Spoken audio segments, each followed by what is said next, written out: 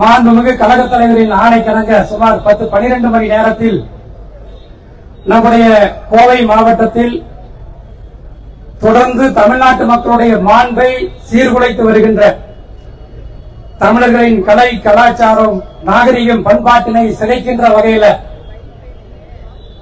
சனாதன கொள்கைகளை தமிழ்நாட்டிலே எப்படியும் திணிக்க வேண்டும் என்று கங்கணம் கட்டிக்கொண்டு அநீதியோடு அதிகாரத்தோடு நடந்து கொண்டிருக்கக்கூடிய ஆளுநர் ரவி நேற்று மீண்டும் ஒரு முறை தமிழ்நாட்டுடைய வரலாற்று சிறப்புமிக்க சட்டமன்றத்தில் தமிழ்நாட்டுடைய சட்ட மரபுகளை மீறி தமிழ்தாய் வாழ்த்துக்கு அவர் மிகப்பெரிய அவமரியாதை ஏற்படுத்தி இருக்கிறார்.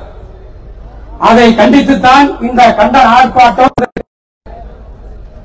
கழகத்துடைய 50 முழக்கங்களை எடுத்துக்கொண்டால் அண்ணா வழியில் அயராது உழைப்போம், ஆதிக்கமற்ற சமுதாயம் அமைத்தே தீர்வோம், இந்தி திணிப்பை என்றும் எதிர்ப்போம், வன்முறை தவிர்த்து வறுமையை வெல்வோம், மாநில சுயாட்சி மத்தியில் கூட்டாட்சி என்பதுதான் திராவிட முன்னேற்ற கழகத்தினுடைய உயிரான கொள்கைகள்.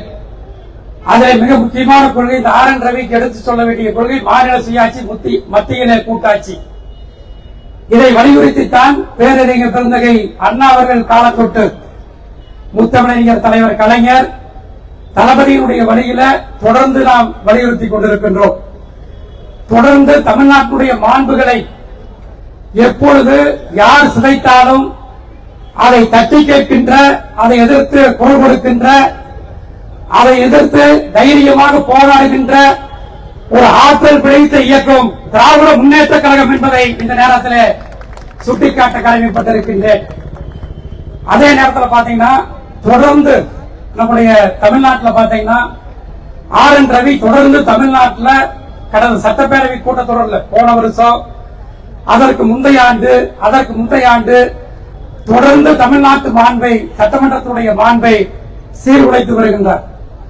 அதாவது தேசிய கீதத்தை பாட முடியாதுன்னு சொல்ல, சபை மரபுப்படி முதல்ல தமிழ்தாய் வாழ்த்து பாடுறோம், ரெண்டாவது தேசிய கீதம் பாடுவாங்க சபை முடிந்த உடனே.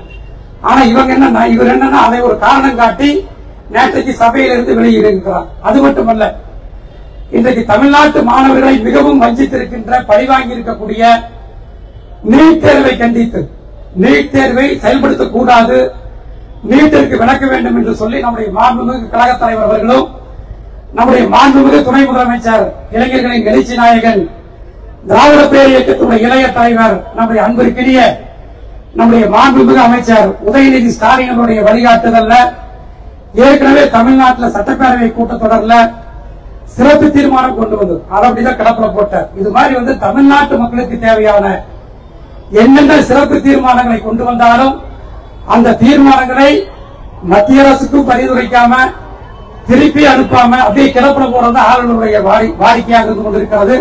அது மட்டுமல்ல, திருவள்ளுவர் சிலைக்கு காவி உடை அணிந்து ஒரு அவமானப்படுத்தினார்.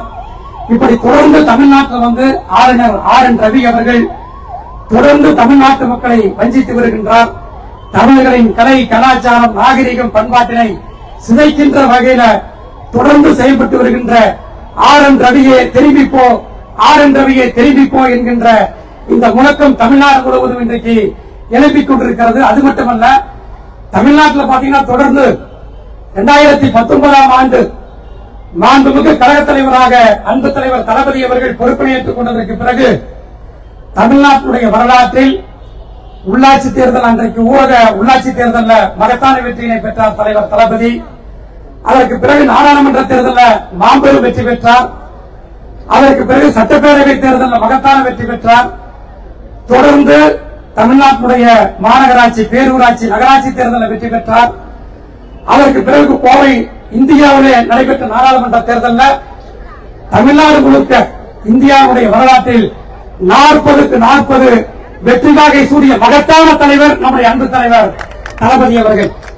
அப்படிப்பட்ட தலைவர் திராவிட அரசின் மூலமாக பல்வேறு சாதனைகளை சரித்திரமாக படைத்து கலைஞர் மகளிர் உரிமை தொகை, அதே போல மாணவர்களுக்கு தவப்புணர்வன் திட்டம், கல்லூரி மாணவிகளுக்கு புதுமை பெண் திட்டம், 18 லட்சம் குழந்தைகளுக்கு காலை சிற்றுண்டி திட்டம், இப்படி ஏராளமான திட்டங்களை செயல்படுத்தி அதன் மூலமாக வருகின்ற 2026ஆம் ஆண்டு நம்முடைய மாண்புமிகு கழக தலைவர் தளபதி அவர்கள் தமிழ்நாட்டில் வந்து 200க்கும் மேற்பட்ட இடங்களிலே மாபெரும் வெற்றி பெறுவோம் என்ற இலக்கை நம்முடைய தலைவர் நிர்ணயித்திருக்கிறார். இதையெல்லாம் தாங்கிக் கொள்ளாமல் பாசிச பாஜக அரசு தொடர்ந்து ஆளுநர் ரவி போன்ற அந்த எடுபடியை போஸ்ட்மேனை தமிழ்நாட்டுடைய ஆளுநராக வைத்துக் கொண்டு தொடர்ந்து தமிழ்நாட்டு மக்களுக்கு எதிராக, தமிழ்நாட்டு மக்களுடைய மனநிலைக்கு எதிராக, தமிழ்நாட்டு மக்களுடைய கலை கலாச்சாரம் மாண்புக்கு எதிராக செயல்படுகின்ற ஆளுநர் ரவியே திரும்பிப்போ இல்லை என்று சொன்னால் வருகின்ற 2026ஆம் ஆண்டு தமிழ்நாட்டிலே பாஜக துடைத்தெறியப்படும் என்பதை இந்த நேரத்திலே தெரிவித்து ஆளுநர் ரவிக்கு கடுமையான கண்டனங்களை தெரிவித்து நிறைவு செய்கின்றேன். நன்றி, வணக்கம்.